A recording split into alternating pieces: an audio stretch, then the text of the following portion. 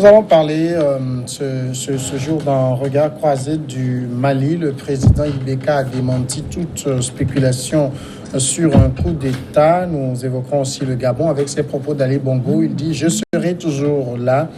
Le Cameroun, l'opposant Maurice Kamto qui a recouvré la liberté après 9 mois de prison. Et puis le Togo, Gilbert Bahora qui affirme que la loi sur les manifestations publiques ne sera pas revue. Autour du plateau ce soir, Christ Iga, directeur de publication de Express Info. Bonsoir Chris. Bonsoir mon cher confrère, bonsoir à tout le plateau, bonsoir à toutes les téléspectateurs et à tous les téléspectateurs. À vos côtés, Dimas Dikodo, directeur de publication de Forum de la Semaine. Bonsoir Dimas. Bonsoir Samuel, bonsoir à toutes celles et à tous ceux qui nous suivent. Ambroise Ponjo, directeur de publication de The Guardian. Bonsoir. Bonsoir Samuel, bonsoir chers confrères, bonsoir les téléspectatrices et les téléspectateurs de la Niveau TV. Le Mali, pour commencer, le président malien Ibrahim Boubacar Keïta a qualifié d'élucubration les spéculations sur un putsch militaire malgré la dégradation continue de la situation sécuritaire dans le pays en guerre et le récent revers meurtrier infligé par les djihadistes à l'armée gouvernementale. Dimanche matin encore, un casque bleu a été tué et 5 autres blessés dans 2 attaques, l'une à l'engin explosif, l'autre à l'arme à feu dans le nord-est et le centre du pays. C'est ce qu'a indiqué la MINUSMA sur Facebook qui estime que depuis 2013, le chiffre des pertes en vies humaines s'élève à 200. Dans ses rangs, l'armée malienne, quant à elle, a essuyé donc ces lourdes pertes depuis des années entre les mains des djihadistes. 38 soldats ont été tués selon un bilan gouvernemental largement soupçonné d'être en deçà de la réalité. Un hommage leur a été rendu dimanche à Bamako. Chris Sega, on voit la situation sécuritaire au Mali est complètement désastreuse, il faut le dire, et la situation n'avait pas atteint ce niveau quand ATT a subi un coup d'État.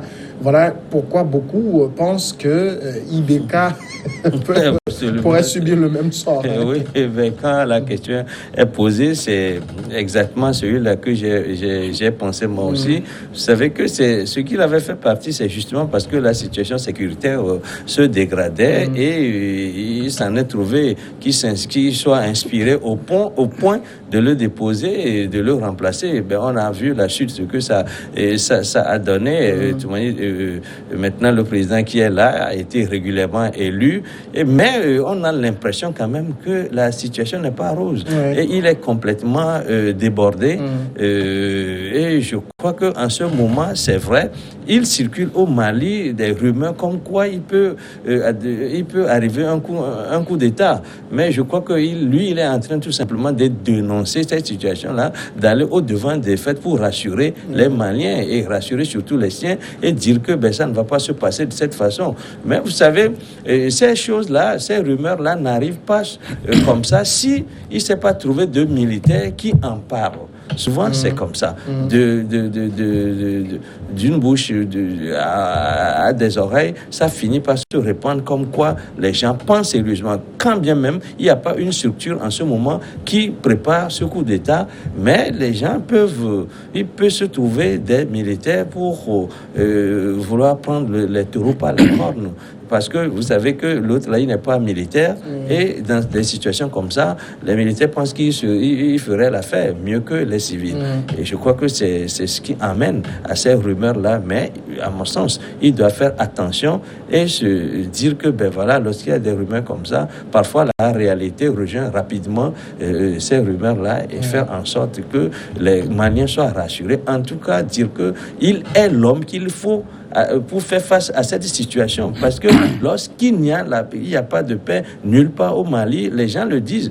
Personne n'est en sécurité aujourd'hui. Quand bien même vous êtes à la capitale, tout peut arriver à tout moment. Et surtout que l'armée qui est censée être le rempart contre ces terroristes-là est en train pratiquement de déposer les armes. C'est-à-dire l'armée n'arrive plus à faire face à cette situation. On ne sait pas. Si c'est parce que cette armée-là est mal équipée ou bien si c'est parce qu'ils n'ont pas le cœur à l'emploi, le cœur à la chose, mais la situation est franchement désastreuse et je crois que IBM, au lieu de passer son temps à démentir des rumeurs, doit prendre la mesure du terrain et doter l'armée malienne autant d'outils que de stratégies, parce qu'il n'y a pas que les outils, et faire en sorte que les renseignements portent, parce que la guerre se fait d'abord avec les renseignements et ensuite avec les outils qu'il faut, et tout cela manque aujourd'hui en ce qui concerne l'armée malienne.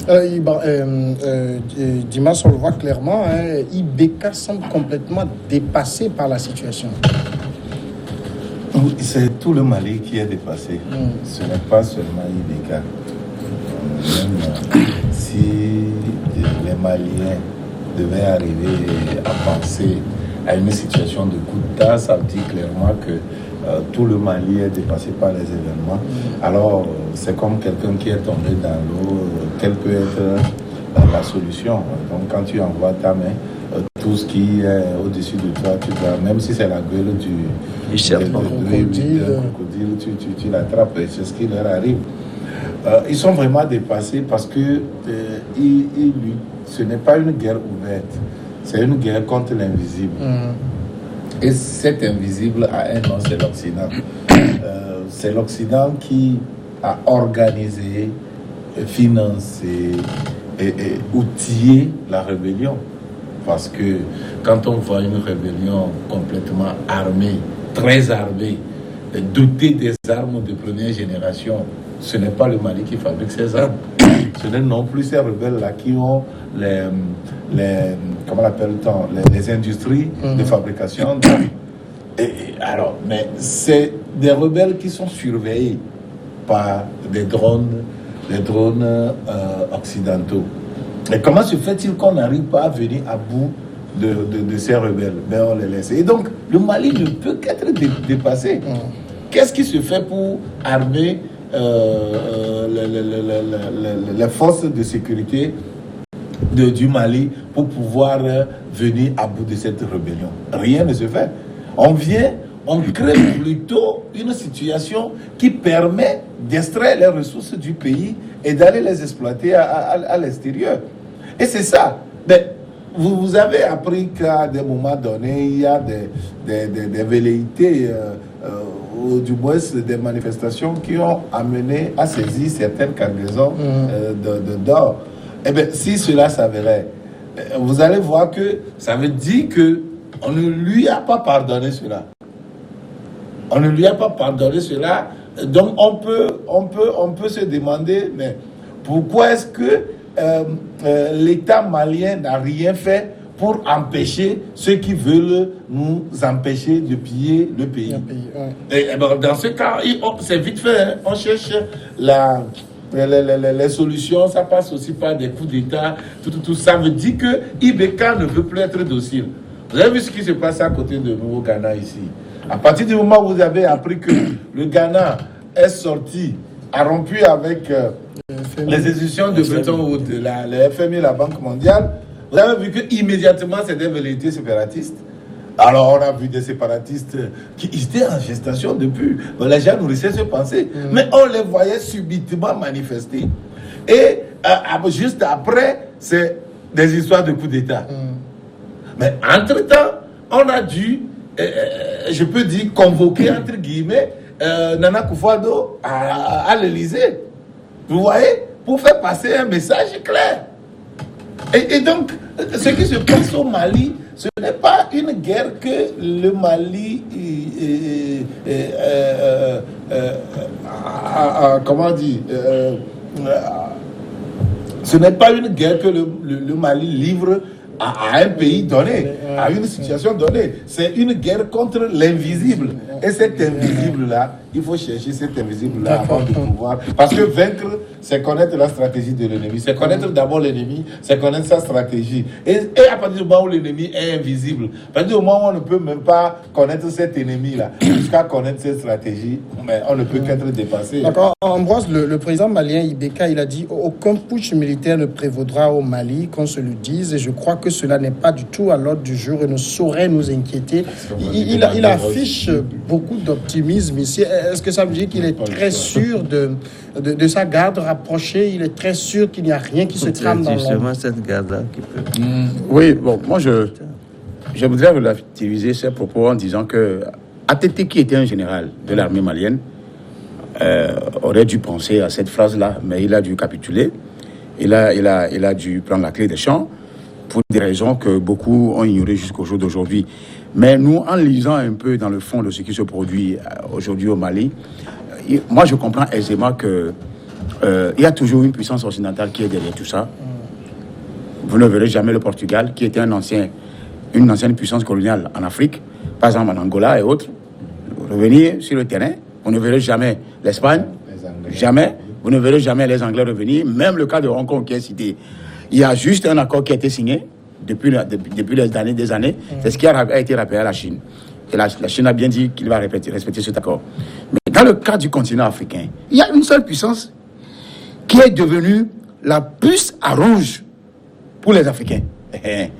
Cette puissance, vous la connaissez. Et quand vous allez au Mali, surtout, c'est la France. Moi, je ne vais pas du dos de la cuillère.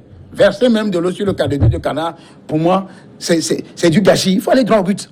Et notre métier nous exige d'aller droit au but. J'y vais droit au but. C'est la France. On exploite de l'or au nord Mali, au centre du Mali. Demandez-moi pourquoi Kidal est devenu un cercle fermé contre ceux qui sont natifs du Mali ou de Kidal. Il ne faut pas avoir peur des mots. Qu'est-ce que la France cherche au juste en Afrique? La même France dit à nos étudiants africains, surtout francophones, de payer le 20 comment vous l'appelez? Sur 270 euros, on paye maintenant 2700 euros pour les frais universitaires. C'est quoi cette histoire-là? Et j'écoutais, dans mon véhicule, j'écoutais quelqu'un, c'est toujours la France, qui parle de ce que la France fait aux Africains, l'aide au développement. J'ai ri. Ça, il va dire ça aux étudiants, aux enfants de CM2. Moi, je ne vais pas avaler ça. Encore moins un étudiant au Mali ou au Niger. Parce que les gens sont révoltés là-bas. Le jour où ça va péter, la France perdra tous ses intérêts en Afrique. Ça, ils ne le voient pas, parce qu'ils ont des armes. Les armes ne peuvent jamais combattre tout homme. L'homme a tout. Il y a la partie loup et la partie agneau. Quand l'Africain vous présente la partie agneau, ce n'est pas aussi une faiblesse. Donc aujourd'hui, je pense que le cas du Mali, le président est désespéré. Et lui, il a prêté le franc à cette France-là. Ibeka a prêté le franc, parce que même son élection la dernière fois a été un cohue-cora. Il faut aller vérifier, vous allez comprendre. Aujourd'hui, ce qu'il y a à faire, c'est que la CEDEAO prenne ses responsabilités. C'est pour ça que la CEDEAO a été créée. La guerre au Libéria a été gérée par la CEDEAO. La guerre en Sierra Leone a été gérée par la CEDEAO. Pourquoi la CEDEAO ne prend pas le cas du Mali? L'autre président nigérien, il a fleuré pratiquement le cas malien. C'est la même France avec son président Sarkozy qui ont détruit la Libye. Et c'est à travers la Libye que le continent est en train d'être détruit. Comment on peut vivre comme ça? Vous avez colonisé des pays et vous restez derrière comme du lait sur le feu. C'est les Africains qui sont en train de les pardonner. Moi, je serai seul sur le continent. Je serai 1 million. Vous ne verrez je ne parle pas des Français. Les Français n'ont rien à voir avec ça parce que c'est vrai que c'est les Français, mais les Français eux-mêmes sont révoltés contre les dirigeants. Tous ces dirigeants-là, qui sont toujours dans le giron de la France-Afrique, ils vont fuir le continent. Et on est obligé de laisser le continent, ouvrir nos bras aux Brésiliens, aux Chinois, aux Pakistanais et tout. Sauf cette puissance-là. Parce que cette puissance ne se respecte pas. D'accord. Chris, je le disais, en tout cas, mais on a beau accuser la France, mais pour le moment, la situation, elle est là et elle est vraiment délétère. Ibeka pense dans ce contexte que son fauteuil est sauf. Non, mais je le disais tout à l'heure, il a tout à craindre parce que dans une situation comme ça, il arrive facilement la muse à tout homme qui a les armes et qui peut facilement s'en servir. Et il y a Sanogo, il est en détention. Non, oui, mais il n'y a pas que. Il y a 1000, tant qu'il y a 1000 militaires, 2 000, 3 000, 10 000 militaires au Mali, on peut dire qu'il y a 1000 au Sanogo, parce que vous savez, Sanogo n'était pas sorti comme ça ex nihilo, il est sorti d'un contexte, et puis il est sorti d'abord d'une armée et d'un contexte, et c'est le même contexte qu'on est en train d'observer sur le terrain aujourd'hui, parce que ce dont les Maliens ont besoin, c'est la paix, et les Maliens ont besoin de quelqu'un qui peut aller à la paix, et c'est vrai que la France, dès le début, déjà pour apporter, j'ai été très attentif aux au développement de mes deux confrères de dimanche, c'est que c'est vrai que et la France a été pour beaucoup dans ce désordre que nous observons aujourd'hui dans le Mali, parce que vous vous rappelez quand même que quand la France avait les moyens d'arrêter cette guerre-là, la France avait arrêté les Touaregs à Kidal et a tracé une ligne de démarcation là et a poussé le gouvernement d'alors à aller aux discussions. Ouais. Alors que ça n'a pas été le cas quand la dernière fois, par exemple au Tchad, le neveu d'Idriss Déby a pris les armes contre et puis qui venait renverser le pouvoir tchadien, et la France était intervenue et a décimé cette colonne-là qui n'a pas pu arriver à la capitale pour détourner. Après, parce que voilà, négocier avec Déby. Voilà, parce que voilà. Donc vous voyez que lorsqu'il y a